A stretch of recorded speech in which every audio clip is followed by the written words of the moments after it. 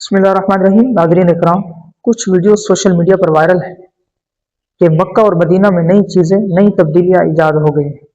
सबसे पहले मैं आपको ये बताता हूँ कि मक्का शहर कैसा था। पहले दौर के अंदर सारा सहरा था, न बड़ी इमारतें थी और ना ही कुछ और वसाइल थे, बल्कि ये था पानी की भी किल्लत थी और सिर्फ एक अजीम जगह सिर्फ खाना काबा था। खाना काबा की अजमत क्या है और हजर असवद की अजमत क्या है?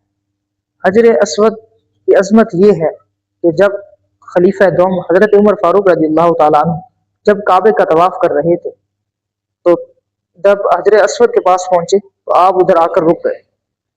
तो आपने हजर असवद को चूमा, बोसा दिया और उसके बाद लोगों की तरफ मुतवज्जे होकर फरमाया कि ए लोगों, मैं इस पत्थर को इस वजह से नहीं चूम रहा कि इससे मुझे नफा हासिल होगा या नुकसान, बल्कि मैंने अगर रसूलुल्लाह सल्लल्लाहु अलैहि वसल्लम को बोसा देते हुए ना देखा होता तो आज मैं भी इस पत्थर को बोसा ना देता। तो नाज़रीन इकराम, हमें भी चाहिए कि जैसा हमारे प्यारे आका मौला सल्लल्लाहु अलैहि वसल्लम ने अमल किया है, हमने भी उस तरीके से पर अमल करना चाहिए।